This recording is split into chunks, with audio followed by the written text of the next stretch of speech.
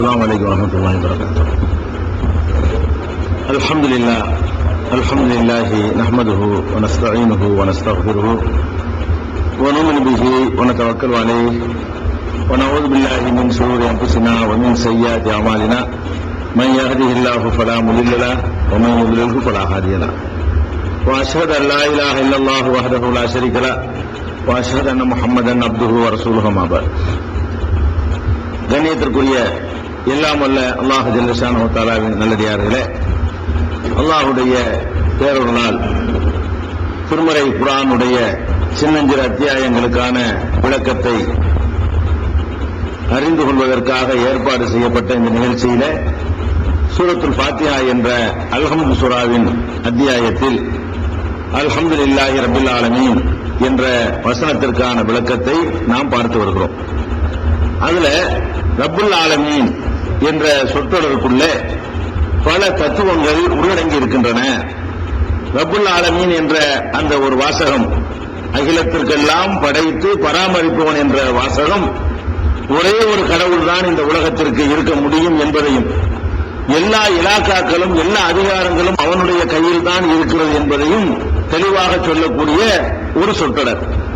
அதே ரப்புல் ஆலமீன் என்ற அந்த சொற்றொடர் அவனுக்கு எந்த விதமான தேவையுமே இல்லை. அவன் தான் ரப்பாக இருக்கிற காரணத்தினால் அவன் நமக்கு தருபவனாக இருப்பானே தவிர நம்ம அவனுக்கு கொடுப்பவர்களாக இருக்க முடியாது என்ற தத்துவத்தையும் சொல்கிறது. அதே ரப்புல் ஆலமீன் என்ற அந்த சொற்றொடரிலிருந்து உலகத்துக்கெல்லாம் அவன் எஜமான், நம்ம எல்லாம் அடிமை என்று சொல்லும் பொழுது மனிதர்களும் அத்தனையும் சமநிலையில் நிறுத்தப்படுகிறார்கள். ஏற்றத்தாழ்வுகள் ஒழிக்கப்படுகிறது. ஏற்றத்தாழ்வுகள் ஒழிக்கப்படணும்னா இந்த சித்தாந்தத்தை ஒப்புக்கொள்ளணும். நம்ம எல்லாம் அடிமை, அவன் எஜமான், அந்த எஜமானுடைய வேலைக்காரர்கள் நம்ம எல்லாம் இப்படின்னு ஒத்துக்கொண்டோமையானால் நமக்கு இடையே உள்ள பிறப்பு, குலம், நிறம், இனம், நாடு, பிரதேசம், மொழி போன்ற ஏற்றத்தாழ்வுகள் எல்லாமே நம்மிடமிருந்து எடுபட்டு போய்விடும். அது போக இந்த ரப்புல் ஆலமீன் என்ற இந்த சொற்றொடரில் இருந்து இன்னொரு செய்தியை நம்ம தெரிந்து கொள்ளணும். அதுதான் முக்கியமா தெரிந்து கொள்ள வேண்டிய செய்தி. அது என்ன செய்தி என்று சொன்னால், அல்லாஹ் அகிலத்திற்கெல்லாம் ரப்பாக இருக்கிறான், படைத்து பராமரிப்பவனாக இருக்கிறான் என்று சொல்லும் பொழுது மனிதர்களுக்கு மத்தியில சில பேர் இறைவனால் தேர்வு செய்யப்பட்ட நல்லடியார்களாக இருப்பார்கள். நபிமார்கள், ரசூல்மார்கள், தூதர்கள். சில பேர் நபிமார்களுடைய சொல் செயலை அப்படியே பின்பற்றி நபிமார்களுடைய அன்பை பெற்றவர்களாக இருப்பார்கள். நம்ம நபி தோழர்கள் சொல்றோம் இல்லையா, அது மாதிரியான தகுதியை பெற்றவர்கள் இருப்பார்கள். சில பேர் தங்களுடைய நடத்தையினால, செல்வாக்கினால, பேச்சினால, எழுத்தினால, சிந்தனையினால, சேவையினால மக்களுடைய உள்ளங்கள்ல நல்லவர் என்று இடம் எடுத்திருப்பார்கள். இப்படியெல்லாம் மனிதர்களுக்கு மத்தியில நன்னடத்தையினால, ஒழுக்கத்தினால, ஆற்றலினால, திறமையினால சில பேர் சிலரை விட உயர்ந்து நிற்கும் பொழுது நம்மிடத்துல என்ன வந்துருதுன்னு கேட்டா, ஒருவர் முழுக்க முழுக்க அல்லாவுக்காக அர்ப்பணிக்கிறாரு. அவர் என்னமோ அல்லாவுக்கு வேண்டியவர் நம்ம நினைச்சுக்கிறோம். நம்மள்ட்ட என்ன வந்திருக்குன்னு கேட்டா, ஒரு இறை தூதர்களா இருக்கிறாங்களா, அல்லது இறை தூதர்களுடைய அன்பு பெற்ற தோழர்களா இருக்கிறாங்களா, அவங்க எல்லாம் அல்லாவுக்கு நெருக்கமானவங்க. நெருக்கமானவங்கன்னா என்ன?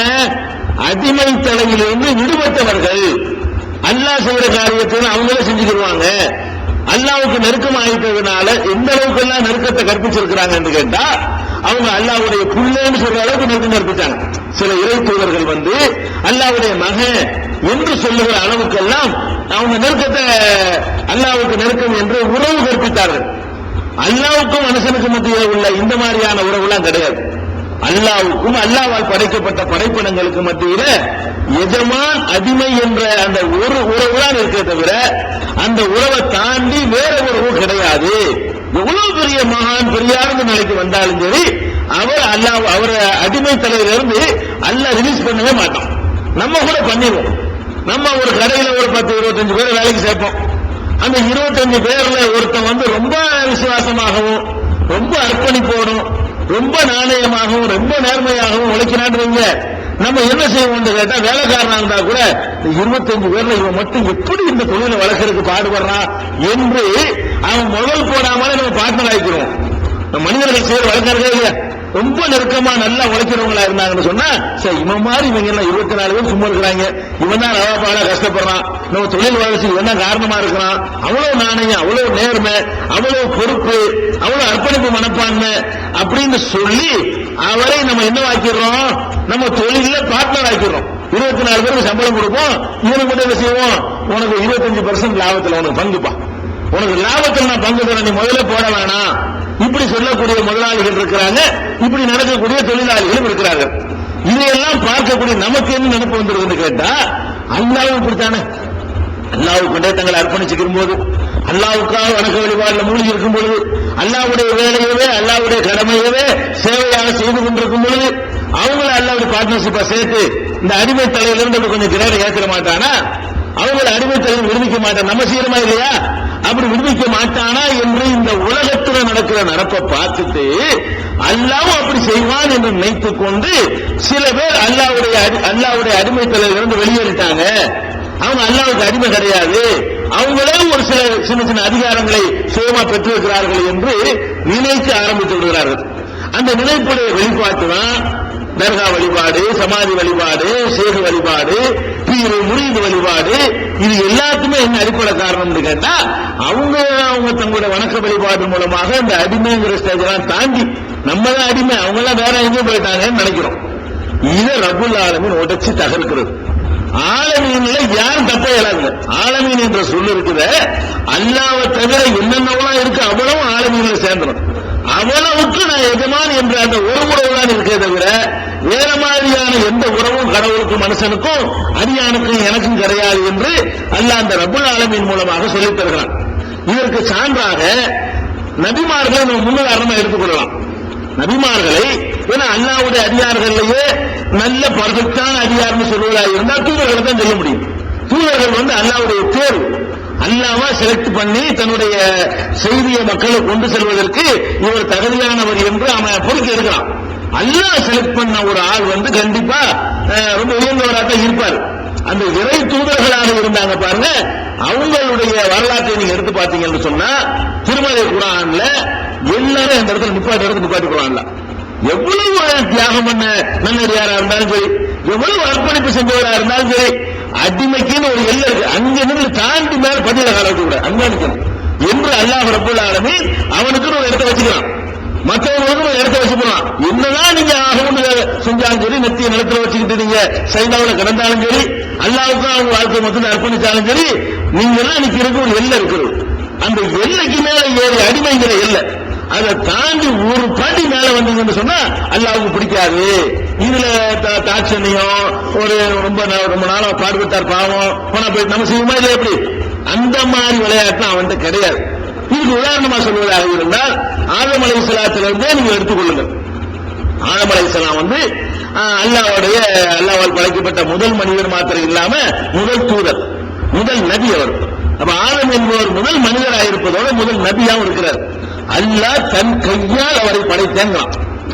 சைத்தானை நோக்கி மலக்குகளை நோக்கி அவருக்கு பணியுங்கள் சொல்லும் பொழுது அல்லாஹ் சொன்ன வார்த்தை என்ன? மா மனஅக அன் தஸ்ஜுத லிமா ஹலக்து பி யதைய, என்னுடைய கையால் நான் படைத்திருக்கும் பொழுது அவருக்கு நீ பணிய மறுக்க காரணம் என்ன?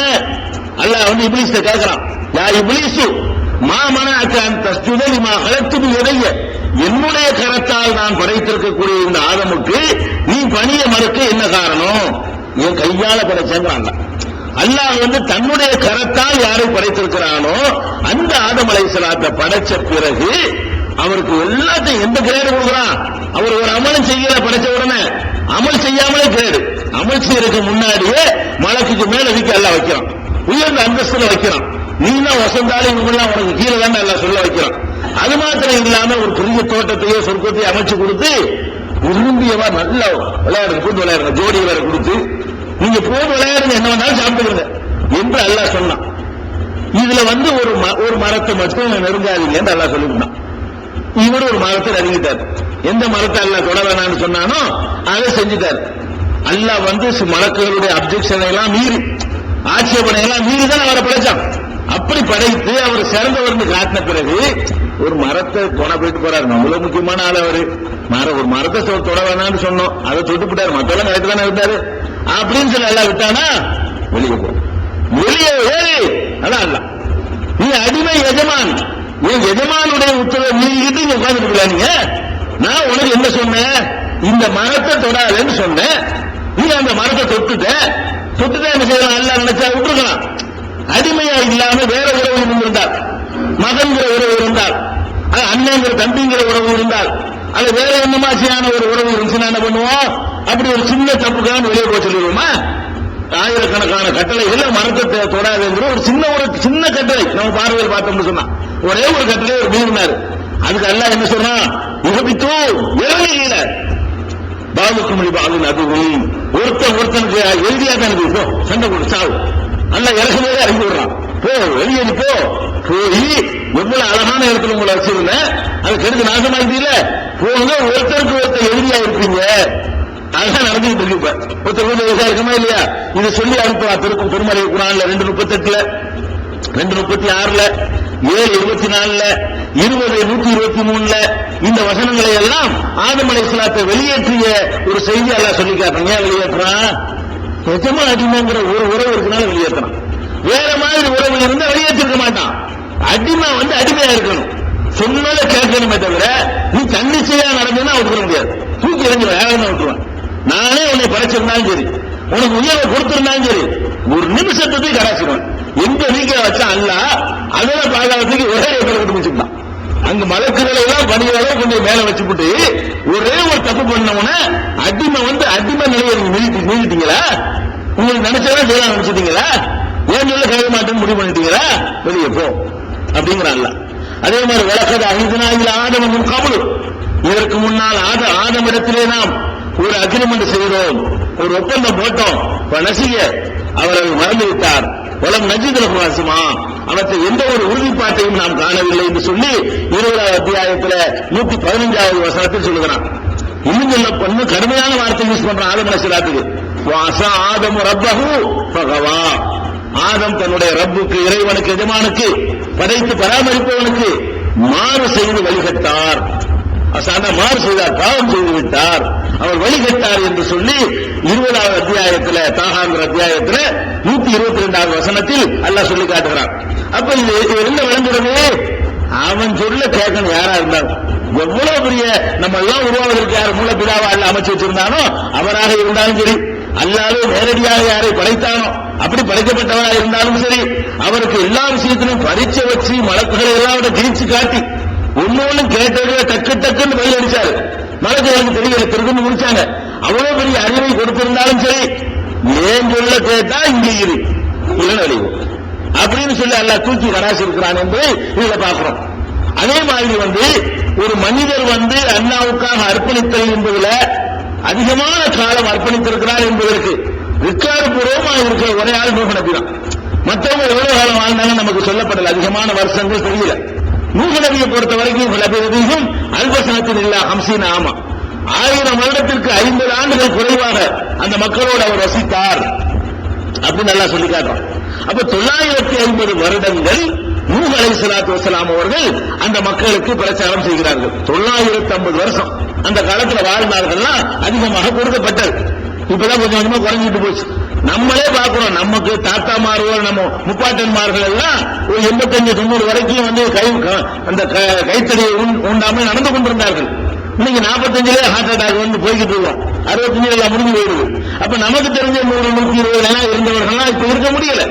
அதே மாதிரி ஒவ்வொரு காலத்துக்கு முந்தி போக போக போக அதிகமான காலங்கள்லாம் வாழ்ந்திருக்கிறார்கள். நூஹ் நபி காலத்துல அவர்களுக்கு அல்லாஹ் கொடுத்த வாழ்நாள் எவ்வளவுன்னு கேட்டா, அந்த மக்களிடத்தில் லபிரதிஹும் அல்பசனத்தின் இல்லா 50 ஆமா, 50 ஆண்டுகள் குறைவாக 1000 ஆண்டுகள், 950 ஆண்டுகள் அவர்களோடு அவர் வசித்தார் அப்படின்னு அல்லாஹ் சொல்றான். இந்த நூஹ் நபி அவர்களை 950 வருஷம் ஒரு ஆள் வசித்து பிரச்சாரம் பண்ண எவ்வளவு கூலி கிடைக்கும்? பிரச்சாரத்திற்கு கூலி வாங்குவதில் இவரை யாரும் மிஞ்ச முடியாது. நபி ஸல்லல்லாஹு அலைஹி வஸல்லம் வெறும் 23 வருஷம் தான் பிரச்சாரம் பண்ணாங்க. 40 வயசுல நபி ஆகுறாங்க, 63 வயசுல மௌத்தா போயிடுறாங்க.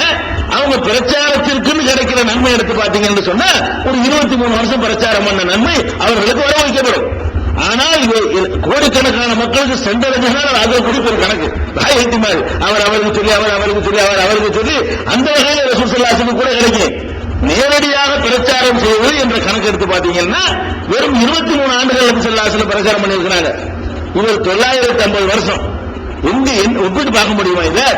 அவ்வளவு அதிகமாக இறைவனுக்காக வேண்டி அர்ப்பணித்து பிரச்சாரம் செய்திருக்கிறார். யாரு? நூஹ் நபி. அவருடைய குடும்பத்தில் ஓட்ட இவ்வளவு அழகான பிரச்சாரம் செஞ்சிருந்து கூட அவர் பாசத்தோடு வளர்த்த ஒரு மகன் அவருடைய சொல்லை கேட்கவில்லை, இந்த சத்தியத்தை ஏற்றுக்கல. ஒரு கடவுள் என்று நூஹ் நபி அவர்கள் போதித்த அந்த போதனையை அவங்க ஏற்க மறுத்து விட்டான். யாரு? நூஹ் நபியுடைய மகன் ஏற்றுக்கொள்ளவில்லை, நூஹ் நபியுடைய மனைவி ஏற்றுக்கொள்ளவில்லை. 950 வருஷம் ஊருக்குள்ள அவர் சொன்னாரு, அவருடைய மனைவி அவருடைய போதனை ஏற்றுக்கொள்ளவில்லை, எதிரியா இருந்தாரு. அவருடைய மகன் ஒருத்தர் அவருடைய போதனை ஏற்றுக்கொள்ள. இந்த நேரத்தில் அந்த வெள்ளம் வரக்கூடிய நேரம் வருது, கப்பலை செய்ய சொல்றான் அல்ல. கப்பல் தயாராயிருச்சு, கப்பல்ல ஏறிக்க, நல்லவன் மட்டும் ஏறிக்க, கெட்டவன் ஒரு பயில ஏத்தாத அப்படின்னு சொல்லிட்டான் அல்ல. இருந்தாலும் கப்பல்ல ஏறிக்கிட்டவனு புள்ள பாசம் அவருக்கு வருது. கப்பல்ல ஏறி உட்கார்ந்த உடனே மகன் ஒருத்தர் இருக்கிறானே, அவன் கெட்டவன் அவ்வளவு இருக்கான், கூப்பிடுறாரு.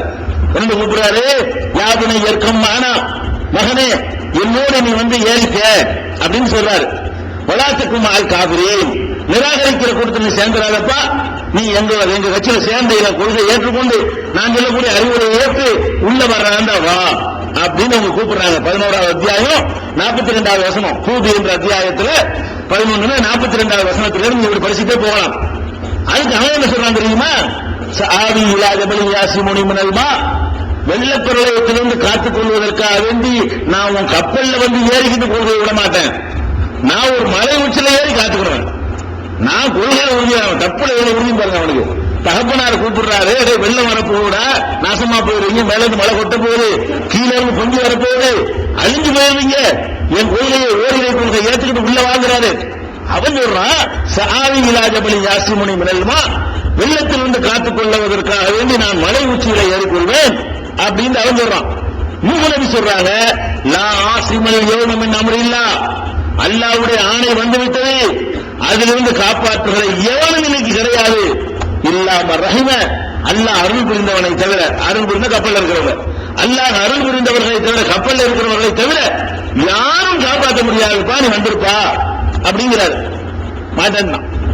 வஹால பைனஹுமுல் மௌஜ், ரெண்டு பேருக்கு மத்தியில் ஒரு பெரிய அளவு ஒண்ணு, அங்க இருந்து பேசிட்டு இருக்கான் ஒரு இடத்துல, இங்க ஒரு கப்பல் இருக்கிறாரு, பெரிய அளவு ஒண்ணு அடிக்குது. காண மினல் முகரத்தீன், கண்ணுக்கு முன்னாடி பார்த்து கொண்டிருக்க பெத்த புள்ள மூழ்கி சாவுறான், மூழ்கடிக்கப்பட்டு இறந்தான். அல்லாஹ் குர்ஆன்ல சொல்லி தகப்பனாரு அழைப்பு விடுத்துக் கொண்டிருக்கிறாரு, மகங்கார ஏற்றுக்கிற மாட்டேங்கிறான். அல்லாஹ் என்ன பண்றான்? 950 வருஷம் பாடுபட்டாரு, உன் பிள்ளைக்கு தனிப்பா நீ அடிமையெல்லாம் இல்ல நீ அப்படின்னு சொன்னான்ல, அந்த பேச்சே கிடையாது. ஒரே அடி அமுகி மூழ்கடிச்சு நினைச்சிட்டான்ல, அவர் பார்த்து கொண்டிருக்குங்க. அப்ப யாருக்கு எந்த இதுவும் கிடையாது. எவ்வளவு பெரிய மகான் நிலைக்கு வந்தாலும் சரி, அடிமைங்கிறத தாண்டி அவன் அடிமை, நீங்க அடிமை, ஒவ்வொருவனும் அவன் அடிமையா இருக்கணும். அவன் அதான் என்னுடைய எதிர்பார்ப்பு என்று காட்டுவதற்காக வேண்டி மூழ்கடிக்கப்பட்டான் என்று 11வது அத்தியாயத்தில் 43வது வசனத்துல அல்லாஹ் சொல்லி காட்டுறான். மூழ்கடிக்கப்பட்ட உடனே இறந்து போயிட்டான். என்ன தெரியல, துடிச்சு வருது. நூஹ் அலைஹிஸ்ஸலாத்து என்ன செய்யுது? யாருக்கும் பிடிக்கும்ல, என்னதான் கெட்டவனா இருந்தாலும் நம்ம பிள்ளைங்கும் போது ஒரு பாசம் இருக்கத்தானே செய்யுது. அதுல அவரும் விதிவிலக்கு இல்லை. அவர் கேட்கிறார், என்னபடி பின்னகலி, யாரெல்லாம் என் மகன் என் குடும்பத்தில் உள்ளவன் தானே, என் குடும்பத்தை எல்லாம் காப்பாத்துறேன்னு சொன்னீங்க, அவனும் என் குடும்பத்தில் ஒரு அங்கம் தானே அப்படின்னு அல்லாஹ்வுக்கு கிளாஸ் உத்தரவு. இந்த முடி பின்னாகலி, என் மகன் என் குடும்பத்தில் ஒரு ஆளு, நீ காப்பாத்துறேன்னு சொல்லி, இந்த வாதக்கள் ஹப்பு, நீ அளித்த வாக்குறுதி உண்மையானது, நீ காப்பாத்துறேன்னு சொன்னீங்க, என் குடும்பத்தை காப்பாத்துறேன்னு சொன்ன, என் குடும்பத்தில் உள்ள முக்கியமான மெம்பரே காலி பண்ணிட்டியல்ல அப்படின்னு கேட்கிறார். அவர் அல்லாஹ் என்ன பேசுறான் தெரியுமா? இன்னஹு லைஸ மின் அஹ்லிக, அவன் உன் குடும்பத்தை சேர்ந்தவன் இல்லையே, நான் உன் குடும்பத்தை காப்பாத்துறேன்னு சொன்னேன், அவன் உன் குடும்பத்தை சேர்ந்தவன் இல்ல, பிறந்ததுனால குடும்பம் ஆயிட முடியாது, என் சொல்ல கேட்கணும், அப்பதான் உன் குடும்பம் ஆக முடியும். உன் குடும்பத்தை சேர்ந்தவன் இல்லை. இன்னஹு அமலும் கைரு சாலிஹின், இது நல்ல வேலை இல்லை. இந்த மாதிரி மகனுக்கு பரிந்து பேசுறது நல்ல செயல் இல்லை. அதோடு முக்கியம் அல்ல, ஃபலா தஸ்அல்னி, என்னிடத்தில் பேசாத. வார்த்தையை பாருங்க, ஏதோ பேசாத. மா லைஸ லக பிஹி இல்முன், உனக்கு அறிவு இல்லாத விஷயத்தை பற்றி என்னிடத்தில் பேசாத. நான் மூழ்கடிச்சதுதான் ஏன் கேள்வி கேட்கிற நீ? அப்படின்னா என்ன அர்த்தம்? இதுக்கு மேல என்ன அடிபட்டனா? நூஹ் நபியை எல்லை மீற அந்த பருந்து பேசுறது தந்துக்கிறான். அவர் காப்பாற்ற மூழ்கி உள்ள வளர்ந்து நான் மகனை தூக்கிட்டு வரல, ஒரு வார்த்தை தான் சொன்னார், யாரெல்லாம் மகனை காப்பாற்றுவேன் இன்னும் பொறுக்க மாட்டேங்கிறான். நான் டிசைட் பண்ண பிறகு அதுல கேள்வி கேட்க நீ யார்? அதான் அர்த்தம். பலா தஸ்அல்னி, என்னிடத்துல கேட்காத, மா லைஸ லக பிஹி இல்முன், உனக்கு அறிவில்லாத விஷயத்தை என்னிடத்துல பேசாதே. இன்னி அல்முக அன் தக்கூன மினல் ஜாஹிலீன், மூடர்களில் ஒருவனாக இருக்கக்கூடாது என்று உனக்கு அறிவுரை சொல்கிறேன். ஜாஹில்னா மூடர். நபியை பார்த்து அல்லாஹ் சொல்றான், இறைமுகரை பார்த்து தன்னால் நியமிக்கப்பட்ட நமக்கு தான் நபி, அவனுக்கு அடிமை.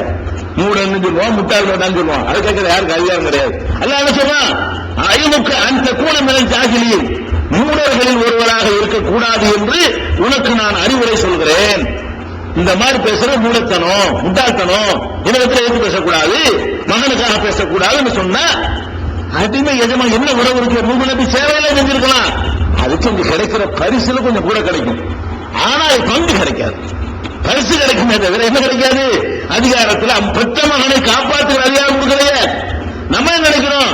யார் யாரோ நம்மளை காப்பாற்ற நினைக்கிறோம். நாகூராண்டவர் காப்பாற்ற நம்ம மாமன் அவரு மச்சானா, பெற்ற மகனை ஒரு நபி காப்பாற்ற முடியலன்னு சொன்னா யார் யாரு சம்பந்தம் இல்லாதவர்களை எல்லாம் நம்ம கூப்பிடுறோம், அவங்க நம்மளை காப்பாற்றணும்னு நினைக்கிறோம். நடக்கவே நடக்காது. நூஹ் நபிக்கு முடியல மகனை காப்பாத்துறது.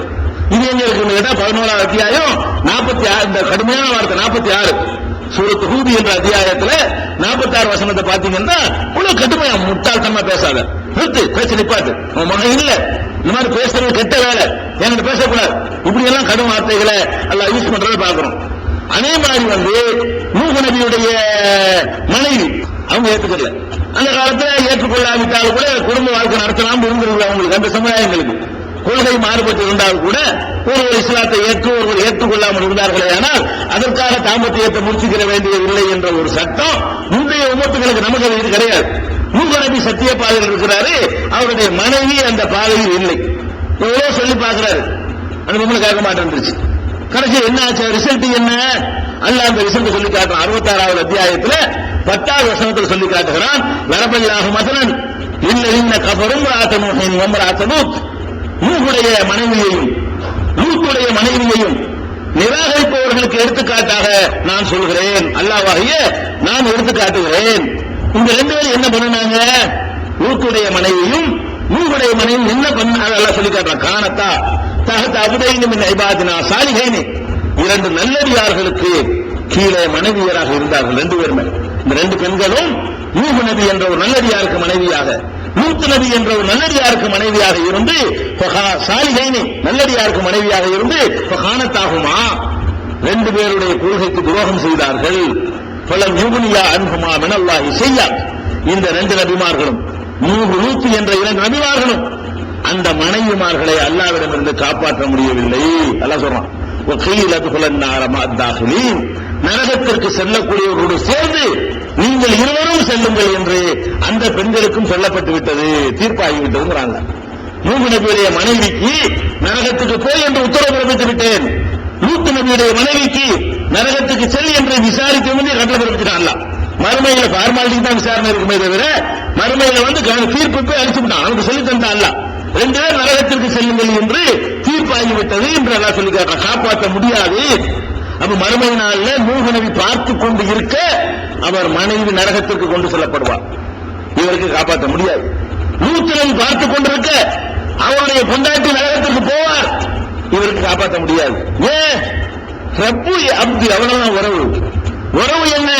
அவன் எஜமான அடிமை, அடிமை எஜமான் சொல்ற அப்படி கண்ண முடியும் கேட்டு போகணுமே தவிர அங்க போயிட்டு எதிர் கேள்வி கேட்கறது, ஏன் வேண்டியாரு எனக்கு வேண்டியாருன்னு பேசுறதுக்குலாம் இடம் கிடையாது. மனைவியை காப்பாற்றுற சின்ன அதிகாரம் கூட கிடையாது. பெத்த மகன் மட்டும் காப்பாற்றிக்க, மத்தாலும் தவிராத உன் பிள்ளைய மட்டும் காப்பாற்றிக்கப்பா என்று சொல்லக்கூடிய ஒரு அதிகாரம் கிடையாது என்று அல்லாஹ் சொல்லி காட்டுகிறான். இன்னும் சொல்ல போனா நபிமார்கள் ஒரு ஆளுக்கு அல்லாஹ் அடிமை தலையிலிருந்து விலக்களித்துத்தான் என்று சொல்வதாக இருந்தார். குர்ஆன்ல இருந்து இப்ராஹிம் நபிக்கு தான் சொல்ல முடியும். அவருக்கு கொடுத்த அந்தஸ்தை யாருக்கும் அல்லாஹ் கொடுக்கல. நபிகள் நாயகம் ஸல்லல்லாஹு அலைஹி வஸல்லத்துக்கு கூட கொடுக்கவில்லை. இப்ராஹிம் நபி கொடுத்த அந்த கிரேட் இருக்கு பாருங்க, அந்தஸ்து யாருக்கும் கொடுக்காத அந்தஸ்து.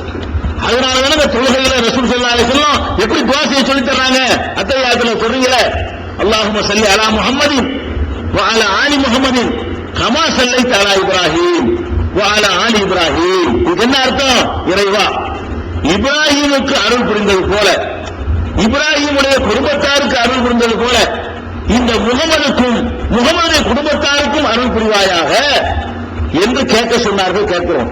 நபிகள் நாயகம் ஸல்லல்லாஹு அலைஹி வஸல்லம் அவர்கள் தனக்காக இப்படி துஆ செய்ய சொன்னார்கள். தொழுகையில உட்கார்ந்து ஒவ்வொருத்தர் அன்றாடம் துஆ செஞ்சுட்டு இருக்கணும். என்ன செய்யறோம்? அல்லாஹ் இப்ராஹிம் நபிக்கு எவ்வளவு அருள் புரிந்த அந்த மாதிரி எங்க நபிக்கு அருள் புரிவாயாக.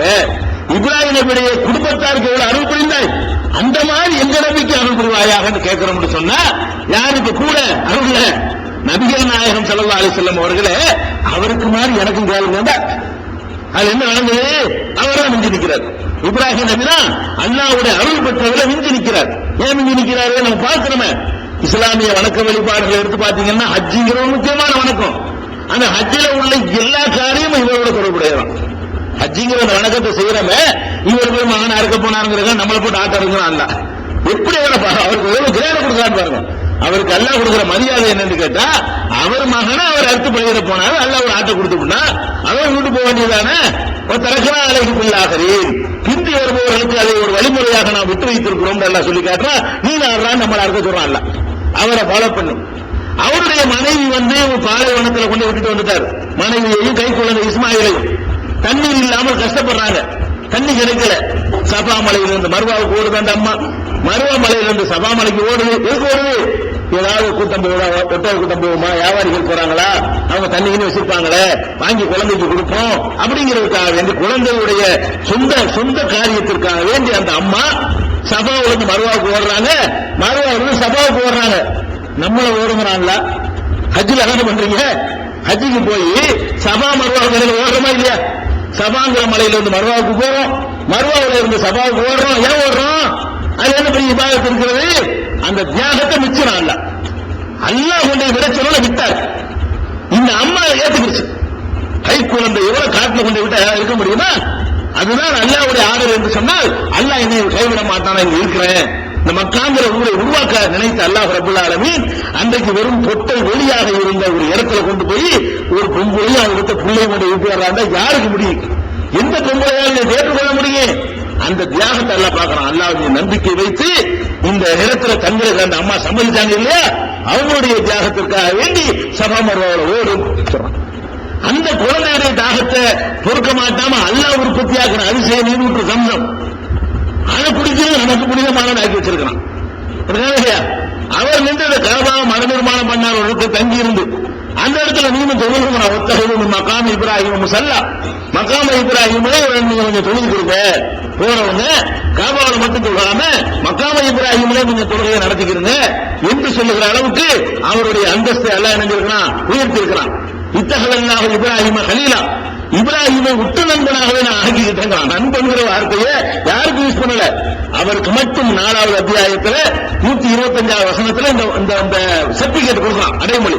இத்தகவல்லாஹு இப்ராஹிம கலீலா, இப்ராஹிமை கலீலாக, ஃப்ரெண்டாக, நண்பனாக, தோழனாக அல்லாஹ் ஆக்கி கொண்டான் என்று சொல்ற அளவுக்கு ரொம்ப நபிமார்களையே மேல கொண்டு எல்லாம் நிப்பாட்டி வச்சிருக்கான். யார? இப்ராஹிம் நபி அவர்கள் மறுமையில எல்லாரும் எழுப்பப்படும் பொழுது நபிகள் நாயகம் ஸல்லல்லாஹு அலைஹி வஸல்லம் சொல்றாங்க, அவ்வளவு யுக்ஸா இப்ராஹிமும் அலைஹிஸ்ஸலாத்து வஸலாம் எல்லாம் நிர்வாணமா எந்திரிக்கும் பொழுது முதல்ல டிரெஸ் கொடுத்து அனுமதிக்கப்படுறது இப்ராஹிம் நபிக்கு தான். முதல்ல எல்லாரும் நிர்வாணம் மட்டும் எழுப்பப்படுவோம். முதல்ல ஆடை யாருக்கு அல்லாஹ் கொடுப்பான்னு கேட்டா ஆதம் அலைஹிஸ்ஸலாத்து கொடுக்க மாட்டான், கடைசி நபி கொடுக்க மாட்டான், இப்ராஹிம் நபிக்கு தான் கொடுப்பான் என்று நபிகள் நாயகம் ஸல்லல்லாஹு அலைஹி வஸல்லம் சொல்றாங்களே. அவ்வளவுக்கு மேல குர்ஆன்ல பல இடங்களில் இப்ராஹிம் மார்க்கத்தை பின்பற்று, இப்ராஹிம் மார்க்கத்தை பின்பற்று, இப்ராஹிம் அப்படி சொல்றாங்க. இத்தகைய மில்லத்தை இப்ராஹிம ஹனீஃபா, இப்ராஹிமுடைய மில்லத்தை மார்க்கத்தை நீங்க பின்பற்றுங்க என்கிற அளவுக்கு அவ்வளவு பெரிய அந்தஸ்தை அல்லாஹ் அவருக்கு கொடுத்திருக்கானே இல்லையா? அவருக்கு கொடுத்தா கூட, ரொம்ப அன்பு வச்சிருந்தா கூட, மற்ற யாருக்கும் செய்யாத அளவுக்கு அவருக்கு நல்ல பதவிகளையும் தரஜாக்களையும் மரியாதையும் கொடுத்தால் கூட, அதிகாரத்தை கொடுத்தானா, அடிமைத்தலையிலிருந்து விடுவித்தானா? மறுத்துட்டான், விடுவிக்க மாட்டேன்ட்டான். எப்படி எல்லாம் சம்பவம் அவர் வாழ்க்கை நடந்த சம்பவத்தை பாருங்க. அவர் அல்லாஹ்ட்ட கஅபாவை கட்டி முடிக்கும் போது அல்லாஹ் கேட்க, இன்னி ஜாயிலுக்கல் இன்னாசி இமாமா, இப்ராஹிமே உன்னை மனித குலத்திற்கு இமாமாக நான் ஆக்கப் போகிறேன். இனிமேல் வரக்கூடிய மனிதர் அவர் இமாமா இருக்க போய் தான் அவருக்கு வேலை பண்ணிட்டு இருக்கிறோம். மனித குலத்திற்கெல்லாம் உன்னை இமாமாக, தலைவனாக, வழிகாட்டியாக, முன் உதாரணமாக, மாடலாக ஆக்கப் போகிறேன் என்று அல்லாஹ் சொன்ன உடனே கால அவர் கேட்கிறாரு, உன்னின் உரியத்தி என் புள்ள குட்டிகளையும் அது மாதிரி ஆக்கி வை. நம்ம ஃபேமிலிக்கு எனக்கு பிறகு என் மகன் அந்த இடத்துக்கு வரணும், என் மகனுக்கு பிறகு என் பேரன் மாதிரி வரணும், என் பேரனுக்கு பிறகு அவனுடைய பிள்ளை வரணும். இப்படி அந்த பாரம்பரியமா வர்ற மாதிரி கொஞ்சம் செஞ்சிடலான்னு கேட்கிறாரு. உன்னைய இமாமாக்குறேன்னு சரிந்து போக வேண்டியதானே. இவர் என்ன பண்றாரு, என்னையும் இமாமாக்குனா பத்தாது, உன்னின் முறியத்து என் புள்ள குட்டியெல்லாம் எப்படி ஆக்கு. எல்லா மனுஷனுக்குள்ளே தானே, நமக்கு பிள்ளை நம்ம பிள்ளைக்கு வரணும், பிள்ளைக்கு பேரனுக்கு போகணும், பேரனுக்கு அப்படி வரணும். இப்படிதான் சொத்து பத்து பதவி எல்லாத்தையும் நினைக்கிறோம். இப்ராஹிம் நபி நினைக்கிறார். இது ஆசைப்படுற விஷயம், துன்யாவுக்கு ஆசைப்படல, மறுமை இமாம்ங்கிற அந்த பதவிக்காக வேண்டி ஆசைப்படுறாரு. அல்லாஹ் என்ன சொல்றாங்க தெரியுமா, லாயனால் அகதில் ஆலிமீன், அநியாயம் செய்யறவனுக்கெல்லாம் என்னுடைய வாக்குறுதி பொருந்தாது. அதுக்கு என்ன இருக்குன்னு கேட்டா, உன் வழித்தோன்றல்கள்ல சில பேர் இமாமா ஆக்கவும் செய்வான், அவங்க நல்லவங்களா இருந்திருக்கணும். உன் வழித்தோன்றலா இருந்துகிட்டு அநியாயம் பண்ணாங்க அவனுக்கு இது கட்டுப்படுத்தாருப்பா. உன் பிரார்த்தனை ஏத்துக்கிறேன். எப்படி ஏத்துக்கிறவன் தெரியுமா, எனக்கு அடிமையா இருக்கிறவனுக்கு மட்டும்தான் அது கொடுப்பேன். ரசூலுல்லாஹ் இமாம் ஆக்கலாம். இப்ராஹிம் நபி கேட்டாங்க, என்ன இமாம் ஆக்குன்னு கேட்டாங்க, என்னுடைய வழித்தோன்றல் ஆக்குன்னு கேட்டாங்க. வழித்தோன்றல் ரசூல் ஸல்லல்லாஹு அலைஹி வஸல்லம் உலகத்துல இமாம் ஆக்கணும். ஏன், அவங்க அநியாயக்காரா இல்ல, அவங்களுக்கு முந்தி யாரையும் ஆக்கல. ஏன் ஆக்கலன்னு கேட்டா அநியாயம் பண்ணிட்டு இருந்தாங்க. அப்ப இப்ராஹிம் நபியுடைய வழியில வந்த காரணத்தினால, என் புள்ள குட்டியா இருக்கிற காரணத்தினால நீ தலைமைத்துவத்தை கொடுங்க அவங்க கேட்கிறாங்க. கொடுக்க முடியாதுன்னு உன் பிள்ளைங்களுக்காக கொடுக்க மாட்டேன், நல்லவங்களா இருப்பாங்க கொடுப்பேன். அவங்க எல்லாம் நல்லவங்களா யார் இருக்கிறாங்க உங்களுக்கு கொடுப்பேன்.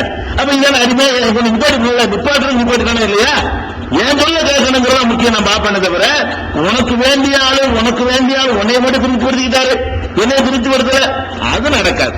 அது நமக்கு நடக்காது. எல்லாம் என்ன செய்யறான், அதுல உறுதியா நிற்கிறான். இது 2வது அத்தியாயத்தில் பக்ராவுல 124வது வசனத்தில் பார்க்கிறோம். அதே மாதிரி இப்ராஹிம் நபி அவர்கள் தகப்பனார், அவருடைய தகப்பனாருக்காக வேண்டி எவ்வளவோ பிரச்சாரங்கள்லாம் பண்றாங்க, கேட்க மாட்டேன்றார். ஆசர் என்பவர் அவருடைய தகப்பனார். யாருடைய தகப்பனார் பேரும் குர்ஆன்ல இவருடைய தகப்பனார் பேர் தான் மற்றவங்க முஸ்லீம் அல்லாதவர்களை பற்றி கூறப்படுறதா இருந்தா இவர் தகப்பனார் பேர் தான் சொல்லப்பட்டிருக்கிறது. ஆசர் இது கால இப்ராஹிம் அபி ஆசர், தன்னுடைய தகப்பனார் ஆசர் இடத்துல இப்ராஹிம் சொன்னார்னு வருது. என்ன சொன்னாரு, ஏன் நீங்க நீங்களே படைத்துக் கொண்டதை வணங்குறீங்க, பேசாத இதுக்கு வணங்குறீங்க, நீங்களே தயாரிச்சு கொண்டு நீங்க இதுக்கு வணங்குறீங்க என்றெல்லாம் தகப்பனார்ட்ட போய் அறிவுரை சொல்றாரு. கேட்க மாட்டேன்ட்டார். பல விதமா சொல்லி பார்க்கிறாரு. கடைசி இப்ராஹிம் நபி என்ன பண்றாங்கன்னு கேட்டா, நீ கேட்கிற மாதிரி இல்ல, நீ என்னதான் இருந்தாலும் எனக்கு தகப்பனா போயிட்ட, நீ என்னதான் கட்டாளா இருந்தாலும் சரி, நீ இணை வைத்தாலும் சரி, கல்லு மண்ணு நீ வணங்கினாலும் சரி, தகப்பன் என் தகப்பன் இருந்தானே அது மாறாதுல. அதனால உனக்கு நான் அல்லாஹ் நான் பாவ மன்னிப்பு தேடுவேன். நீ என் கொள்கை ஏத்துக்கிறாட்டாலும் சரி, நான் உனக்கு என்ன செய்வேன், அஸ்தக்ஃபிருல்லக ரப்பி, என் இறைவனிடத்தில் நான் உனக்காக பாவ மன்னிப்பு தேடுவேன். இன்னஹு கானபி ஹபியா, அவன் என் மீது அன்புள்ளவனா இருக்கிறான். அதனால நீ என்ன தப்பு செஞ்சாலும் சரி உனக்கு நான் பாவ மன்னிப்பு தேடுவேன் அப்படின்னு இப்ராஹிம் நபி அவர்கள் சொல்லிவிட்டார்கள். சொன்னா என்ன தெரியுமா, அல்லாஹ்வுக்கு எங்களை எதிர்ப்பாங்க, நீங்க அவருக்கு பாவ மன்னிப்பு தேடுவீங்களா, என்ன எதிர்ப்பாங்க, எனக்கு பிடிக்காத கொள்கையை செய்வாங்க, நீங்க அவருக்கு பாவ மன்னிப்பு தேடுவீங்களா? அல்லாஹ் சொல்றான், வமாகான இஸ்திக்பார் இப்ராஹிம் லி அபீஹி இல்லா மௌஇதத்தின் வஅதஹா இய்யாஹு ஃபலம்மா தபய்யன லஹு அன்னஹு அதுவுல் லில்லாஹி தபர்ரஅ மின்ஹு. இப்ராஹிம் நபி அவர்கள் தந்தைக்காக பாவ மன்னிப்பு தேடுவேன் சொன்னாரே, அது ஒரு வாக்குறுதி அளித்து விட்டு அவர் சொல்லிவிட்டார். எப்போது அல்லாஹ்வுடைய எதிரி, அல்லாஹ்வுக்கு இது பிடிக்காது என்று தெரிந்ததோ அதிலிருந்து அவர் விலகிக் கொண்டார். இப்ராஹிம் தப்பிலிருந்து எப்போது விலகிக் கொள்பவராகவே இருந்தார் என்று அல்லாஹ் ரப்பல் ஆலமீன் 9வது அத்தியாயத்தில் 114வது வசனத்தில் அல்லாஹ் சொல்லி காட்டுகிறான். தகப்பனாருக்காக ஒரு பாவ மன்னிப்பு தேடிய விஷயத்தை 60வது அத்தியாயத்தில் 4வது வசனத்தில் சொல்றான். தகப்பனாரு பாவ மன்னிப்பு தேடுறேன்னு சொன்னாரு. அல்லாஹ் கண்டிஷன் என்ன பண்ணிட்டாருன்னு கேட்டா, அல்லாஹ் தெரியாம சொல்லிவிட்டான்ல, நான் இனிமே கேட்க மாட்டேன், என் தகப்பனாரா இருந்தாலும் சரி உனக்கு பிடிக்காத வேலையை நான் செய்ய மாட்டேன் சொல்லி அவர் வாபஸ் வாங்கி கொண்டார். அதே மாதிரி அல்லாஹ் நமக்கு சொல்லி காட்டுகிறான், உங்களுக்கு இப்ராஹிம் நபி இடத்துல எல்லாத்துலயும் நல்ல முன்மாதிரி இருக்கிறது. தகப்பனாருக்கு பாவ மன்னிப்பு தேடுவேன்னு கேட்டார, அதை தவிர அப்படிங்கிறான். இணை கற்பிக்கிற தகப்பனாருக்காக வேண்டி அல்லாஹ்விடத்துல பாவ மன்னிப்பு கேட்டேன்னு சொன்னார் பாருங்க, அது ஒண்ணுல மட்டும் உங்களுக்கு ஒரு முன்மாதிரியா இல்ல, பாக்கி எல்லாத்தையும் உங்களுக்கு அவருக்கு முன்மாதிரி இருக்கிறது என்று அல்லாஹ் 60 அத்தியாயத்துல 4வது வசனத்துல இதையும் சொல்லி காட்டுகிறான். அப்ப இப்ராஹிம் நபியோருடைய தந்தைக்கு பாவ மன்னிப்பு தேடுறது என்று அவரே மன்னிக்கிறது கூட சொல்லலைங்க. நல்லா கவனிக்கிறேன். ஏன் தகப்பனை நான் மன்னித்து விட்டேன்னு சொல்லி அப்படி சொன்னா கூட பரவாயில்ல, அதிகாரத்தை ஏற்றுக்கிட்டாரு, அல்லாஹ் பிடிக்கிறேன்னு சொல்லலாம். அல்லாஹ்தான் கேட்டாரு. அவர் என்ன செஞ்சாரு? யாரெல்லாம் என் தகப்பனார மன்னிச்சிருந்து அல்லாஹ்வுடைய அடிமைத்தனத்தை ஏற்றுக்கொண்டு தன்னுடைய அடிமைத்தனத்தை ஒப்புக்கொண்டு அல்லாஹ்வுடைய எஜமான்தனத்திலையும் ஒப்புக்கொண்டு யாரெல்லாம் நீ என் தகப்பனை மன்னிச்சிருன்றார். என்னையும் நிராகரிப்பா, நீ அவனுக்கு மன்னிப்பு கேட்பியா? உன் உறவுக்காக வேண்டி நான் இறங்கி வரணுமா? என்னைய ஏற்றுக்கிறாத ஒருத்தனை மன்னிக்க சொல்லி கேட்க நீ யாருப்பா அப்படின்னு சொல்லி மன்னிப்பு கேட்டதுக்காக எல்லாம் என்ன செய்யறான்? வான் பண்றான். இந்த வான் பண்றது கூட இல்ல. ஒரு ஹதீஸ் பாருங்க, இந்த ஹதீஸ கேட்ட உடனே உட்கார்ந்த கபருக்கு போய் கும்பிடுறவன், சமாதி வழிபடுறவன் அன்னைக்கு திரும்பிடணும். அவ்வளவு கட்டுமையான ஒரு சம்பவம் இது. நபிகள் நாயகம் ஸல்லல்லாஹு அலைஹி வஸல்லம் சொல்றாங்க, மறுமஹ்ஷர்ல எல்லாம் நிற்போம், எல்லா மக்களும் நிற்கும் பொழுது இப்ராஹிம் நபி அவருடைய தந்தையை பார்ப்பார். இப்ராஹிம் நபி என்ன மார்பில் நிற்பார், தகப்பனார் நிற்பார் இல்லையா? இப்ராஹிம் நபி அவர்கள் தன்னுடைய தந்தையை புகாரியில் 3350வது ஹதீஸ் பார்ப்பாங்களாம். பார்த்துட்டு இப்ராஹிம் நபி கேட்பாங்க தந்தை இடத்துல, ரொம்ப முகமான கருத்து போய் ரொம்ப சோகமான நிலையில மறுமையில் அவர் நிற்பாரு. அப்படித்தான் நிற்பாரு, தப்பு செஞ்சாலும் அப்படித்தான் இருப்பாங்க. அப்ப எனக்கு மாறு செய்யாத, என் சொல்ல கேளுன்னு சொன்ன, கேட்டியா? கேட்டு உனக்கு இந்த நிலை வந்திருக்குமான்னு சொல்லி தகப்பனாருக்கு அறிவுரை சொல்றாரு இப்ராஹிம் நபி. அப்ப அவர் தகப்பனார் என்ன சொல்றாருன்னு கேட்டா, இன்னைக்கு உன் சொல்ல கேட்கிறேன், எங்க மருமகன் அன்றைக்கு கேட்க மாட்டாங்களா? இன்னைக்கு சொல்ல நான் என்ன செய்யறேன், அல்யோம லா ஊசிக்க, இன்னைக்கு நான் உனக்கு மாறு செய்யாம இருக்கிறேன், என்ன சொல்லு ஒரு எல்லாம் ஏத்துக்கணும் இல்லையா, சொல்லுன்னு கேட்கிறாரு. அப்ப இப்ராஹிம் நபி என்ன செய்வாங்க, உடனே இந்த சொல்ல வாங்கிட்டு அல்லாட்ட பேசுவாங்க, யாருந்தா நீ எனக்கு ஒரு வாக்குறுதி கொடுத்திருக்கிறாய். என்ன வாக்குறுதி தெரியுமா? அவர் ஒரு துவா செஞ்சார். 26வது அத்தியாயத்துல 87வது வசனத்துல அந்த துவா இருக்கிறது. இப்ராஹிம் நபி அவர்கள் இந்த உலகத்தில் வாழும்போது ஒரு துவா ஒன்று செஞ்சாங்க. அந்த துவா என்னன்னு கேட்டா, வலா துஹ்ஸினி யௌம யுபாஸுன், எல்லாரும் எழுப்பி நிற்பாங்கள மறுமையினால், அன்னைக்கு என்னை கேவலப்படுத்துகிறார்கள் கேட்டார். ஒரு துவா உலகத்தில் வாழும்போது கேட்டார், அல்ல ஏத்துக்கிட்டான். அப்ப நீங்க ஒரு நாள் நான் 26 87 இந்த பிரார்த்தனை நீங்க பார்க்கலாம். எல்லாரும் எழுப்பப்படுற நாள்ல என்னை கேவலமாக்காதுன்னு நான் கேட்டேன்னு நீ அதை ஏத்துக்கிட்டீங்க. என் தகப்பனத்துக்கு நரகத்தில் போறதோட கேவலம் என்ன இருக்கு எனக்கு? நீ தானே என்னை கேவலப்படுத்த மாட்டேன்னு சொன்ன. அவர் கேட்கிறார், என்னை மறுமை நாள்ல கேவலப்படுத்த மாட்டேன்னு சொன்னே இல்லையா? அதை நான் நம்பினா இல்லையா? இந்த இருக்கிற என் தகப்பன் ஒரு மனுஷனுக்கு அவன் தகப்பனை அவன் கண்ணு முன்னாடி விட்டுட்டு போய் நரகத்தில் போடுவதை விட வேற என்ன கேவலம் இருக்கிறன்னா, அதனால இவருக்கு மட்டும் கொஞ்சம் பார்த்து கொஞ்சம் செலவு கொடுத்துருவேன். என் தகப்பனார் மட்டும் கொடுத்த வாக்குறுதியை நிறைய கொடுத்துருக்கிறார். நீங்க தானே வாக்களிச்ச அப்படின்னு ஒரு கேட்கிறார். அவர் சொல்ல ஐயுசியின் அகுசாமின் அபில் அபாதி, தூரமா போய்விட்ட தகப்பனை விட வேற கேவலம் என்ன இருக்கிறது அப்படின்னு சொல்லி அவரை கேட்கிறார். அப்ப அல்லாஹ் என்ன சொல்றா தெரியுமா? இன்னி ஹர்ரம்துல் ஜன்னத அலல் காஃபிரீன், இப்ராஹிமே சொர்க்கம் இறை நிராகரிப்பாளருக்கு ஹராமாக்கிட்டான். சொர்க்கம் இணை கட்டிட்டால் சொர்க்கம் இல்லைன்னு டிக்ளேர் பண்ணிட்டேன், நிராகரிச்சிட்டால் சொர்க்கம் இல்லைன்னு பண்ணிட்டேன். நம்மளை மறுத்தவனுக்கு நான் சொர்க்கம் கொடுக்க முடியாது. அது உனக்கு சொந்தமா இருக்கலாம், உனக்கு மாமனா இருக்கலாம், உனக்கு மச்சானா இருக்கலாம், உன்னை வளர்த்து இருக்கலாம், உன்னை ஆளாக்கி இருக்கலாம், உனக்கு உதவி செஞ்சிருக்கலாம், உன் மீது பாசம் வச்சிருக்கலாம். நம்மளை மறுத்தவனுக்கு சொர்க்கம் இல்லை, நம்ம நிலை அதான். எவன் நம்ம சொல்ல கேட்கலையோ அவனுக்கு சொர்க்கம் கொடுக்கிறது இல்லை என்று நான் முடிவெடுத்து விட்டேன் அப்படின்னு சொல்லிட்டு, இப்ராஹிமே உன்னை கேவலப்படுத்தக்கூடாதுன்னு சொன்னேன். இப்ப பார், அவன் பார்க்க சொல்லுவான், உன் தகப்பனை பார்ந்து பார்த்தா எல்லாரும் அவரவர்களுடைய தோற்றத்துல தான் எல்லாருமே இருப்பாங்க. இவர் அல்லாஹ் என்ன செய்வான்னு கேட்டா, இப்ராஹிம் நபியுடைய தகப்பனார கழுதை புலி இருக்குல்ல, கழுதை புலின்னு ஒரு பிராணி இருக்கிறது, இந்த முள்ளமட்டி மாதிரி டைப்ல இருக்கும். கழுதை புலி மாதிரி அந்த கோலத்தில் அவரை கண்ணு முன்னாடி மாற்றணும். இப்ராஹிம் நபியுடைய தகப்பனார மாற்றி விட்டு 4 காலை பிடித்து நரகத்தில் வீசலாம். இப்போ உன் தகப்பனார தூக்கி போட்டாலும் யாருக்கும் தெரியாது, உனக்கு கேவலம் நான் படுத்தல. அல்லாஹ் என்ன செய்யறான்னு கேட்டா, உங்க தகப்பனார தூக்கி போட்டா கேவலமா இருக்குன்னு சொன்ன. இப்ப உனக்கு எனக்கு தெரியும், பார்க்கிறவன் கழுத புளியை போட்டு நினைச்சுக்கிடுவான். வணங்குதா?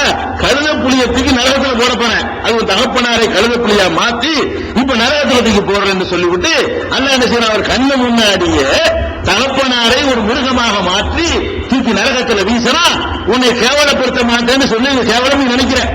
அதுதான் எனக்கு அதிகமா உனக்கு செய்ய முடியுமே தவிர என்ன செய்ய முடியாது. என்னுடைய நேசர் என்ற காரணத்துக்காக வேண்டி அவரை ரிலீஸ் பண்றவர் கிடையாது. உள்ள போய் அவர் அப்படித்தான் இருப்பார். அவர் மனுஷனாகிடுவார். தூக்கி போடும் போது இவருக்கு அந்த யோம உபவாசம் ஒரு நாளைக்கு தான் கவனம் வேண்டாம் கேட்டார். அவர் கேட்டது என்ன, எல்லாரும் எழுப்பப்படுகிற நாளில் என்னை கேவலப்படுத்தான்னு கேட்டார். இந்த ஒரு நாள் எழுப்புற நாள் எல்லாம் பார்த்துட்டு இருக்காங்க, எவனு வெக்கமா இருக்குங்கிற பரவாயில்லை, அவர் வேற மாதிரி ஆக்கி நான் தூக்கி போட்டுறேன். அவர் போய் அனுபவிச்சுதான் அவனு உன் தகப்பங்கிறதுக்காக வேண்டி சொர்க்கத்தை கொடுக்க முடியாதுப்பா அப்படின்னு சொல்லி அல்லாஹ் சொல்வதாக நபி ஸல்லல்லாஹு அலைஹி வஸல்லம் சொன்ன ஹதீஸ் புகாரியில 3350வது ஹதீஸில் இருக்குது. இப்ராஹிம் நபிக்கு சண்டைக்கு கூட ஒண்ணும் செய்ய முடியாதுன்னு சொன்னா உலகத்தில் எவனுக்கு என்ன செய்யணும்? இப்ராஹிம் நபிக்கு அல்லாஹ்வுடைய ஃப்ரெண்டுக்கு செய்ய முடியாத ஒரு காரியத்தை அல்லாஹ் யாரை நண்பர் என்று சொல்லிவிட்டானோ, யாருடைய அருளை பார்த்த நபி ஸல்லல்லாஹு அலைஹி வஸல்லம் அவர்களே பொறாமைப்பட்டு இது பொறாமை பண்ணலாம், தப்பு கிடையாது. நல்ல விஷயத்துல என்ன செய்யலாம், ஒரு ஆள் நிறைய அறிவு இருந்தா யாரெல்லாம் எனக்கு அந்த மாதிரி அறிவு கூடாது, அவனுக்கு போயிட முடியாது, அவனுக்கு கொடுக்குற மாதிரி எனக்கு கொடுத்து கேட்கலாம். அந்த மாதிரி ஒரு தரஜாவில ஆசைப்படுறது தப்பு கிடையாது. மறுமை பேர்ல நபி ஸல்லல்லாஹு அலைஹி வஸல்லம் அவர்கள் அவருக்கு மேல எனக்கு முடியும் அப்படின்னு கேட்க சொல்றாங்க என்று சொன்னா, அவ்வளவு கிரேட்ல உயர்ந்த அந்தஸ்தில் இருந்த இப்ராஹிம் நபிக்கு பெற்ற தந்தையை காப்பாற்ற முடியவில்லை. ஒரே ஒரு ஆளை, கோடிக்கணக்கான மக்களை காப்பாற்ற வேணாம், ஒரே ஒரு ஆளை காப்பாற்ற முடிஞ்சா முடியல. என்ன காரணம்? உறவு அடிமை எஜமான உறவு தான். அதான் ஒரு காரணம் கிடையாது. அவன் ரப்பு, இவர் அபுது, அவன் எஜமான், இவர் அடிமை என்பதை தவிர இதுக்கு வேற ஒரு காரணமும் கிடையாது. அதே மாதிரி யாக்கூப் நபியுடைய வரலாறு உங்களுக்கு தெரியும். யாக்கூப் நபி அவர்களுக்கு ஒரு பிள்ளையை கொடுத்தான், நிறைய 11 பிள்ளை 12 பிள்ளையை கொடுத்தான். அது ரொம்ப விருப்பம் யூசுப் மேல. யூசுப்ங்கிற பிள்ளை அவரை இழந்துட்டு கூட பிறந்தவங்களை கணக்கில் கொண்டு போட்டுவிட்டு எங்க இருக்கு பிள்ளைன்னு தெரியாம அவர் அந்த கவலையிலேயே செத்து போயிருவாருங்கிறவங்க ஆயிட்டாராம். அப்படி நல்லா என்ன செய்யறான், கண்கள் எல்லாம் விழுத்து பஞ்சடைந்து போய்விட்டான். 12வது அத்தியாயத்தில் 84 படிங்க, 85 படிங்க. அவர் இந்த கவலையிலேயே செத்து மடிந்துடுவார் என்ற அளவுக்கு மோனகானமே அவர் புலம்பி இருக்கிறார். அவ்வளவு பெரிய ஒரு நபி தன்னுடைய மகன் எங்கே இருக்கிறான் என்று கண்டுபிடிக்க முடியல. மகன் எங்கே இருக்கிறான் கண்டுபிடித்து ஆறுதல் படுத்திக்கிற முடியல. அல்லாஹ்வா எப்ப கொண்டாந்து சேர்க்கணும்னு நினைக்கிறானோ அப்பதான் சேர்க்க முடிஞ்சதை பார்க்கணும். அவருடைய கவலையில அல்ல பண்ண வேண்டிய ஒரு அளவு. நம்ம வேற உறவு இருந்தா அப்படி அளவு விடுவோமா? வேற உறவு அண்ணன் தம்பி மாமா மச்சான் சொந்தக்காரன் உறவு இருந்தா அவன் அலுவலக பார்த்துட்டு இருப்போமா? அல்ல பார்த்துட்டு இருந்தானே. இவர் அழுகுறாரு டெய்லி அழுகுறாரு. 1 வருஷம் அழுகுறாரு. 2 ஒரு குழந்தையா போனவர் அவர் கல்யாணம் பண்ணி பெரிய ஆளா போய் பின்னாடி ஆட்சிய கைப்பற்றின பிறகுதான் தகப்பனை சந்திக்கிறாரு. ஒரு 30 வருஷமாவது ஆயிருக்கும். ஒரு 25-30 வருஷத்துக்கு பிறகு அவர் தகப்பனை சந்திக்கிற வாய்ப்பு கிடையாது. குறைச்சு வச்சுட்டா கூட 30 ஆண்டு காலமாக, ஒரு 25 ஆண்டு காலமாக ஒரு பிள்ளை இழந்து அழுதுகிட்டே இருக்கிறாரு. ஏன் அல்ல பார்த்துட்டு இருக்கணும்? எவ்வளவு நல்ல மனுஷன். இப்ராஹிம் நபியுடைய பேரன் யாக்கூப் நபி யாரு? அவரே நபி. அது மாத்திரம் இல்லாம அவர் வாப்பாவார நபி இஸ்ஹாக், அவரும் நபி. அவருடைய தாத்தா இருக்காரு இப்ராஹிம் நபி, அவரும் நபி. இப்ராஹிமுடைய மகன் இஸ்ஹாக், இஸ்ஹாக்குடைய மகன் யாக்கூப். அப்ப இப்ராஹிம் நபியுடைய வழித்தோன்றலா இருந்தும் கூட, அவரே நபியா இருந்தும் கூட 25-30 வருஷம் அழுது வடிகிறத அவன் ஏன் பார்த்து கொண்டிருந்தான்? வேற ரிலேஷன்ஷிப் இருந்தா பார்த்துட்டு இருப்பானா? அடிமையை நான் சோதிச்சு பார்க்கிறேன். ஏன் அடிமை நான் டெஸ்ட் பண்ணி பார்க்கிறேன். அதுதான் இதுக்கு காரணம்.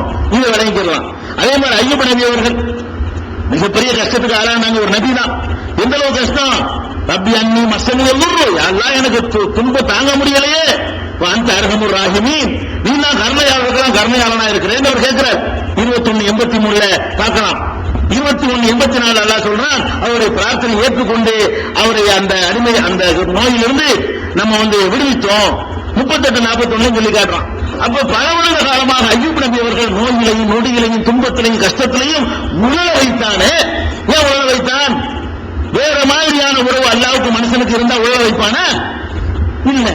அடிமை சோதிச்சு பார்க்க, ஒழுங்கான அடிமையான உன்னை டெஸ்ட் பண்ண போறான். எல்லா வகையிலும் தேரணும். அவருடைய நோயை அவர் குணப்படுத்திக்கிற அதிகாரத்தை அவனை கொடுக்க மாட்டேன். எந்த அளவுக்கு அடிமையை நிப்பாட்டிவிடான்னு சொன்னா, நீ ஊருக்கெல்லாம் குணமாக்குறது இருக்கட்டும், பெயரை ஓட்டுறாரு, பிசாசை ஓட்டுறாரு, வைத்த வழியை போக்குறாரு, அது போக்குறாருன்னு சொன்னா அழைகிறமே. ஐயூப் நபியுடைய தூசிக்கு சமமாவார்கள் அவர்கள் எல்லாம். நம்ம யார மகான் என்று கொண்டாடுறோம் அவர்கள் எல்லாம், யாருக்கு வழி தர்கா கட்டி கூடு குடியேற்ற பண்றோமோ அவர்கள் எல்லாம் ஒரு நபியுடைய ஒரு கால் தூசிக்கு சமமாவார்களா? அவ்வளவு பெரிய ஒரு ஐயூப் நபிக்கு வேதனையை கொடுத்துக்கிட்டு அவர் அழுதழுது புலம்பி அவன் எப்ப நீக்க வேண்டும் என்று முடிவெடுத்தான், அப்ப நீக்கினான். அது வரைக்கும் அவர் அதை தாங்கிக் கொண்டுதான் ஆக வேண்டும். ஏன் இதெல்லாம் காட்டுறான்? அல்லாவுக்கு இதெல்லாம் முடியாதில்லை. ஆயிரம் வராமே ஆக்கியிருக்கலாம். அவருக்கு நம்மளை ஏகத்துவத்தில் உறுதியா நிக்க வைக்கிறதுக்காக வேண்டி இப்ப சொல்றோம்ல, ஐயூப் நபி எப்படி விட்டுருக்காங்க, அல்லாஹ் மற்ற ஆளுங்களுக்கு என்ன அதிகாரம் இருக்குன்னு சொல்லி பிந்தி வர்ற மக்கள் அந்த ஏகத்துவ கொள்கையில பிடிப்பா இருக்கிற பாடமாக அதையெல்லாம் நிகழ்த்தி காட்டுறான், அவர்களையும் சோதிக்கிறான். இப்படி நடத்தி காட்டுறத பாக்குறோம். யூனுஸ் நபி அவர்கள் அந்த ஒரு சம்பவம் போதுமில்ல. யூனுஸ் நபி அவர்கள் 1,00,000 அதிகமான மக்களுக்கு வாரசல்னாக விழாமேத்தி அல்பின் அவர் எசிக்கும் 1,00,000 அல்லது அதுக்கு மேல இருப்பாங்க. அவ்வளவு பெரிய மக்கள் தொகைக்கு நாம் தூதராக அவர் அனுப்பினோம். 1,00,000 அந்த காலத்துல பெரிய நம்பர், இந்த காலத்துல 1,00,000 சின்ன நம்பர், அந்த காலத்துல 1,00,000 பயங்கரமான நம்பர். அவ்வளவு பெரிய மக்கள் தொகைக்கு தூதராக அனுப்பி வச்சிருந்தான். போய் சொன்னாரு, கேட்க மாட்டேன்ட்டாங்க. ஒரு அளவுக்கு மேல பொறுக்க முடியல அவருக்கு, யாரும் எங்களை காலி பண்ணிருந்தார். வழக்கமா இல்ல நபிமார்கள் செய்யற மாதிரி நினைச்சாரு, இனிமே தர மாட்டாங்க, நீ அழிச்சு விடுங்க. அல்லாஹ் என்ன பண்ணிவிட்டான், நல்லவன் உன்னை ஏத்துக்கிட்ட ஆளுக்கெல்லாம் கூட்டிட்டு விட்டு போயிடும், காலியாயிருவாங்க. நீ காலி, நீ நல்லவன்லாம் காலியாவு, நான் கெட்டவங்க நான் பாத்துக்கிறேன். இவர் கூட்டிட்டு போயிட்டாரு. போயிட்டு அடுத்த நாள் வர்றாரு. என்ன நினைச்சிட்டு வர்றாரு, எல்லாம் புறமாய் கிடப்பாங்க, எல்லாம் காலி கூட அழிஞ்சு போயிருக்கு, ஒண்ணுமே இருக்காது.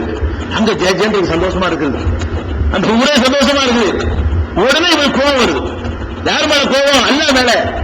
என்னடா இவங்க அழிச்சுடுவான்னு சொல்லிவிட்டு நம்மளை போய் சொல்லிவிட்டு இங்க ஜெயஜெயன் சந்தோஷம். என்ன நடக்குது, இவர் போன உடனே அழிவுக்கான அறிகுறிகள் எல்லாம் வருது. ஊர்கரையெல்லாம் ஒன்னா கூடிட்டாங்க. ஆகா, அவர் சொன்ன கரெக்ட், நம்ம தப்பு பண்ணிவிட்டோம், இந்த அழிவுக்கான அறிகுறி வந்துருச்சு, இப்போ நம்ம திரும்புவோம், யாரெல்லாம் யூனுஸ் சொன்ன கொள்கையை நாங்கள் ஏற்றுக்கொள்கிறோம் அவங்க திரும்பிட்டாங்க. அல்லாஹ் என்ன பண்ணிட்டா, இவருக்கு மரியாதை கொடுக்கறத விட அவனுக்கு தான் கொடுக்க நினைக்கிறான். இவரு நம்ம வேண்டியவரெல்லாம் பார்க்கல, ஒரு மனுஷன் திரும்பினான அவனை பாரு, அவன் திரும்பிட்டு அப்படியே தண்டிக்கணும் அப்படின்னு சொல்லி அந்த வேதனைக்கு அறிகுறியை கொடுத்து நீக்கிட்டான். அந்த மக்கள் பயங்கரமான சந்தோஷமா இவர் எப்ப வருவான்னு காத்துட்டு இருக்கிறாங்க. யூனுஸ் நபிய அவருக்கு பாராட்டு நடத்துறதுக்காண்டி அவர் வெளியே எட்டி பார்க்கிறாரா, ஆஹா ஊழை இருக்கு, கொண்டு வாங்கல, பயங்காட்டிட்டு போகணும், எச்சரிக்கை பண்ணிட்டு போகணும், இப்ப பயங்கரமான ஒரு செல்பா உட்கார்ந்துட்டு இருக்கிறாங்க அப்படின்னு சொல்லி என்ன பண்றாருன்னு கேட்டா கோவிச்சுக்கிட்டு போறார். 10வது அத்தியாயம் 98 இந்த சம்பவம். என்ன சம்பவம்? யூனுஸ் நபியுடைய கூட்டத்தார் கடைசி நேரத்தில் காப்பாற்றப்பட்டார்கள் என்ற ஒரு சம்பவம் 10:98 நீங்க பார்க்கலாம். யூனுஸ் நபியை பத்தி எல்லாம் என்ன வார்த்தை சொல்றான் பாருங்க. மீன் வயிற்றில் இருந்தாரு, பேரை கூட சொல்ல மாட்டேங்கிறாங்க. இந்த மீன் வயிற்றில் இருந்தாரு, அவரையும் நினைத்து பார்ப்பீராக. இவ்வளவு வாலிபன் அவர் கோபித்துக் கொண்டு போனார். யார்கிட்ட கோபிக்கிறது? அல்லாஹ் கோபித்துட்டு போறாரா? இவ்வளவு வாலிபன் அவர் கோபித்துக் கொண்டு போய்விட்டார். அல்ல நக்தர் அழகி, அவர் மீது நமக்கு சக்தி இல்லை என்று நினைத்து விட்டார். கோபிச்சுட்டு எங்க வருவார்? எங்க ஓடும், எங்க போனாலும் ஏன் உலகம் தானே, நீ சந்திரமண்டலத்திலே போ, அது என்னுடைய தானே, எங்கேயாவது கோபிச்சுட்டு எங்க போறதுங்கிற. அப்ப என்னை விட்டு கோபிச்சுட்டு போறாரு. அல்ல நக்தர் அழகி, அவர் மீது நமக்கு சக்தி இல்லை என்று நினைத்து விட்டார். என்ன பண்ண தெரியுமா, நான் என்ன சொல்றேன்னு அதை கேட்கணுமே தவிர கௌரவம் பெருசா இருக்கக்கூடாது. கௌரவம் பார்த்துக்கிறவரு அல்லாவும் ஒரு முடிவு எடுத்திருக்கிறான். அல்லா எடுத்த முடிவை கேட்க நான் யாரும் அந்த அடிமைத்தனத்தை விட்டுவிட்டு ஏன் கௌரவம் என்ன ஆகணும், எந்த முகத்தை கொண்டு முடிப்பேன்னு பாக்குறாரு. இவர் ஏன் ஓடுறாரு தெரியுமா, எந்த முகத்தை வச்சுக்கிட்டு இந்த ஊர் மக்கள் முடிஞ்சு முடிக்கிறது இதுதான் இவருக்கு மேல நின்றுச்சே தவிர அல்லா செஞ்சாலும் கரெக்டா தான் இருக்கும். அல்ல ஒரு கையெழுத்துல வேண்டிய அல்ல இன்னும் நடப்பு வேண்டியான வசி உள்ள ஒரு ஆள் தானே, நம்மள அவர் நம்ம மாதிரி ஆளவர் வசி தொடர்புள்ள ஆளு யாரெல்லாம் இன்னும் அனுப்பிச்சா இப்படி இருக்காங்களே நீ வாக்களிச்சிய என்று கேட்டிருந்தால் வகி வந்திருக்கும், வகியில உண்மை வழங்கி இருக்கு. இவருக்கு அதெல்லாம் பொறுமை இல்லாம கோபம் தான் மேலும் இருக்குது. கோபிச்சுட்டு என்ன செய்யறாரு, ஓடுறாரு. என்ன பண்ண தெரியுமா, பனாதாபு மாத்தி அல்லாஹ் இலாஹ இல்லா அந்த சுப்ஹானக இன்னி குன்து மினல் ஸாலிமீன் பல இருவுகளுக்குள்ள கொண்டே வர வச்சு லா இலாஹ இல்லா அந்த சுப்ஹானக இன்னி குன்து மினல் ஸாலிமீன் என்று சொல்ல வச்சுட்டேன். அவர் சொன்னாரு, மீன் வயிற்றுக்குள்ள சிறை வைக்கப்பட்ட உடனே யா அல்லாஹ் உன்னை தவிர வணக்கத்துக்குடன் யாரும் இல்லை, நீ தூய்மையானவன், நான் தான் அநியாயம் பண்ணிட்டேன், நான் தான் தப்பு பண்ணிவிட்டேன், உன்ட கோயிலுக்கு வந்திருக்கிறேன் என்று அவர் நினைஞ்சிட்டாரு. லா இலாஹ இல்லா அந்த சுப்ஹானக இன்னி குன்து மினல் ஸாலிமீன் என்று சொன்னார் என்று 21வது அத்தியாயத்துல 87 அல்லாஹ் சொல்லி காட்டுகிறான். 37 144 சொல்றான். இந்த தஸ்பீஹை மட்டும் அவர் செய்திருக்காவிட்டால் கியாம நாள் வரைக்கும் மீன்ல தான் இருந்திருப்பார், வெளியே வந்திருக்க மாட்டான். அப்படி எல்லாம் சொல்றான். பலவுல அன்னகு காணவில்லை சத்திகின், என்னை துதிக்காமல் மட்டும் அவர் இருந்திருப்பாரேயானால், அந்த கோபத்திலேயே உறுதியா இருந்திருப்பாரேயானால், அது எப்படி எல்லாம் செய்யறாங்க, அது பிடிவாதமா இருந்திருப்பாரேயானால் லபிசபி பத்தனிகி இலா யோமி யுபாசும், திரும்ப எழுப்பப்படுகிற நாள் வரைக்கும் அந்த மீனுடைய வயிற்றிலேயே அவர் தங்கி இருந்திருப்பார் என்று அல்லாஹ் 37 144 சொல்லி காட்டுகிறான். அதே மாதிரி நம்மளுக்கு எச்சரிக்கை பண்றான், முகமது நீ அவர் மாதிரி அவசரப்பட்டாரு, யூனுஸ் நபி மாதிரி அவசரப்பட்டாரு. 68 48 சொல்றான். 68 48 68 49 இன்னொரு இடத்துல அல்லாஹ் சொல்லி தொடர்ச்சியா சொல்றான், என்னுடைய அருள் மாத்திரம் இல்லைன்னு சொன்னா வெட்ட வழியில வீசி இருந்திருப்பேன், போனா போய் மன்னிச்சுட்டேன் அப்படிங்கிறான். எதுக்கு சொல்றேன்னு கேட்டா, ஒரு மிகச்சிறந்த ஒரு நபி யூனுஸ் நபி பல வருஷங்கள் பிரச்சாரம் பண்ணி இருக்கிறாரு. அவர் சொன்னது கேட்கலன்னு கோவப்பட்டு போனா எவ்வளவு அல்லாஹ் காத்திரம் வந்து பார்த்தீங்களா? அதான் அல்லாஹ் ரப்புல் ஆலமீன். அவன் ரப்பு அடிமை. அவன் என்ன சொன்னாலும் கேட்டுட்டு இருக்கணுமே தவிர அவன்கிட்ட எதிர் பேச்சு பேசுறது, அவனை ஏற்றி கேள்வி கேட்கறது, அவனை கோச்சிட்டு போறதுங்கிறதெல்லாம் அது அல்லாஹ்வுக்கு சரி வராது. ரப்புல் ஆலமீனுக்கு இதெல்லாம் அடங்கி இருக்கிறது.